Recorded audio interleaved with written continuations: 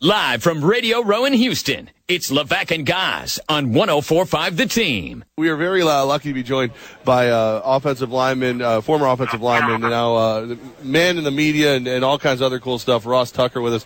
Ross, why aren't you here with us, man? It's Radio Row. You belong with us.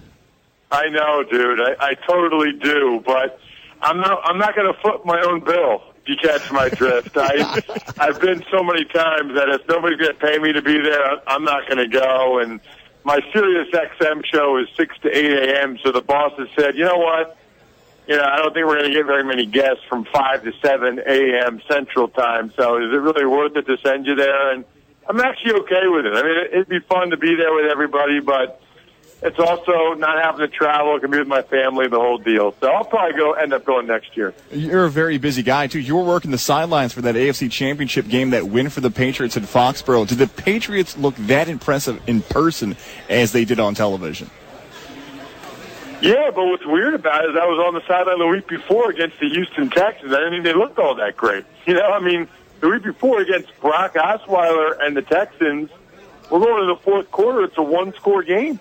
And the Texans were right there with the Patriots a lot of that game. If they had a competent quarterback, the Texans could have won that game, potentially. But, alas, they don't. And then I fell into that trap of thinking, oh, man, maybe the Steelers can beat them. And it's been almost 2 weeks now, guys, 10 days, whatever. I still cannot believe that the Steelers' strategy was to rush 3, to drop Bud Dupree and James Harrison as much as they did, and I guess hope that the greatest quarterback of all time had an off night. I'm flummoxed. I'm at a loss for words. Every time we've ever seen Brady lose a playoff game, and you guys know the Giants beat him up twice, the Broncos beat him up last year, certainly the Jets that one year, the Ravens that other year. I mean, the only time the Patriots lose is if you get to Brady and you hit him, and it's like the Steelers didn't watch any of those games. And so I would expect that the Falcons will not make the same mistake. Let's hope they don't make the same mistake, because I can't sit there and watch Brady just pick apart another defense against a three-man rush again. Ross Tucker with us right now, former NFL offensive lineman. So the blueprint is there, but do you think the Falcons have the personnel to carry it out? I don't think that they have the personnel to get there with a straight four-man rush. That was sort of the secret that the Giants had, both those years, is they had the horses up front that they could get there a lot of times just from their four guys. But if you remember, I remember them blitzing Kavika Mitchell all the time. I mean, you can still bring pressure up the middle. Even look at what the Texans did with Whitney Merciless coming up the middle against the center, David Andrews. It's not complicated. If you bring pressure up the middle against Brady, you have a chance. If you don't, you have none. You might as well do it, because the alternative is losing the football game. And you might lose anyway if you try to blitz up the middle, but at least there's some tangible evidence that you can win that way. There's no evidence I've ever seen of winning the other way.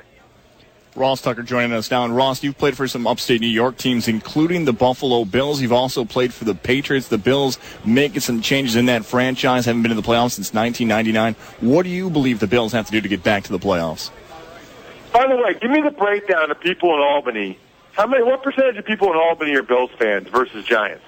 The Giants are the heavy lead. It's such a weird. It's Ross. It's like a melting pot. We've got Giants, Jets, Pats, and Bills. Probably 15-20% are Bills fans. Right, but the Giants always had training camp there, so that kind of made it tough, right? Yeah, and the most recent success too. So you know that bandwagon pulls up in front of people's houses. They jump on. Yeah, well, the only reason why I mentioned that is because I played for 5 teams, and the Bills were by far my favorite team. Well, it's a great crowd. The Mafia is fun to play, to go drink with. I've never played in front of them. Yeah, you know what? It was awesome, though, man. We just we all hung out together, and it wasn't like some of the other cities where guys are all spread out all over the place. Like, we hung out together. After practice or games, we'd go to the same bar, or we'd go to Drew Bledsoe's house and get a keg of beer and hang out and bring your kids and family. It was just awesome. Like, we really, really enjoyed that. And I know there are some guys, when they're free agents, they're like, oh, Buffalo. I'm like, dude, we loved it. I played for Redskins, Cowboys, and our favorite team was the Bills. And I like their hire in Sean McDermott.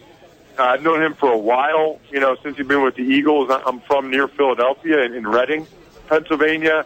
Really, really sharp guy, ready for this opportunity. He's had success at multiple stops. He's coached in a Super Bowl, a couple Super Bowls, been around Andy Reid. I think he's ready for this. I like the hire by the Bills. All right, Ross, if you had the two New York teams who are kind of in flux right now, Jets, Bills, who makes it to the playoffs first? Oh, my gosh, Bills. Yeah. That's the easiest question you've ever get. The Jets are a disaster. I mean, if you look at the Jets roster right now, who are the core young guys that they have to build around? I'm telling you guys, they got almost nothing. It's sad. I mean, I know they brought Todd Bowles back for another year, but they've got virtually no shot. When you look at, we'll see what they do at quarterback. It'll probably be Cutler or somebody like that.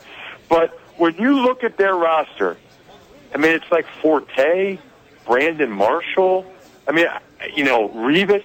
They don't have, even their guys that are still pretty good are all like mid-30s. They don't have very many, if any, young guys in their early to mid-20s that you can get excited about. I mean, the Bills have a pretty good roster. The Bills aren't that far away. I think the Jets need a total rebuild. Their roster is one of the top 3 or 4 worst in the NFL going into next year. Ross Tucker with us right now, former NFL offensive lineman, now one of the hardest working men in showbiz. He's got Westwood One work on the sidelines. He's got the Sirius XM morning show, and he's joining us right now live. And that's not even it. Ballcannon.com. Ross, tell us a little bit about this. Ballcannon.com. Did you guys check out the video yet? Yes. I want one for Christmas. Coolest thing anybody's shown me in a long time. This guy, from my hometown, he reached out to me a couple of emails. I'm thinking, okay, people, because I play in the NFL, people always want you to get involved in stuff.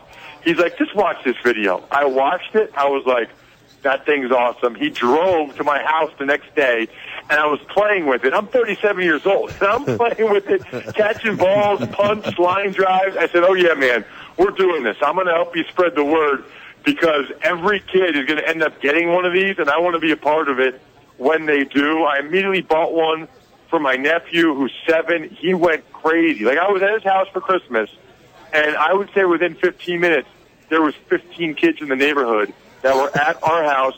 They're catching bombs off the ball cannon. They're even doing the delay thing where you hit the timer, you press the button, you go run like a 10-yard route, turn around. It's literally, guys, and you saw the video, so you know, it's that gift, that thing that you get your kid that every other kid and parent in the neighborhood is like, oh, man, I got to get my kid one of those now. He's going to want one of those. You want to be the first one in Albany to get your child a ball cannon. And if I'm not doing it justice with what I'm saying, just go to the website like you guys did, ballcannon.com. Watch the video. That's all I can tell you. And the guy that runs it said I can give you guys a code, Tucker50, for $50 off if you're the first one to call and make an order off this station. So Tucker50, get a ball cannon and make sure your son or daughter is the star of Albany until everybody else gets one eventually. Ross, any truth to the rumor that the ball cannon is going to be the quarterback of the Jets this year? Tell you what, from what I've heard, the ball cannon is more accurate than Christian Hackenberg. So Christian Hackenberg was taken in the second round. I know several guys in the Jets. I've talked to them. This could be an open competition in training camp between the ball cannon and Hackenberg. Plus, the ball cannon's mobile. It's battery operated. It's on wheels, so it's probably just about as mobile as Christian Hackenberg. It's sad, guys, because the Jets have great fans. Right. You know, my advice to the Jets fans would be, do yourself a favor next year. Buy yourself a ball cannon, play with it in the parking lot at MetLife, enjoy the tailgating, drink heavily, and don't go into the game at all. Ross Tucker, former offensive lineman into the NFL, now radio host for Sirius XM and Westwood One. Man, we appreciate your time. We wish you were here. Maybe next year we can sit down and have a cup of coffee over making fun of the Jets. Thank you, Ross. Sounds great, guys. Take care. Ross Tucker right there.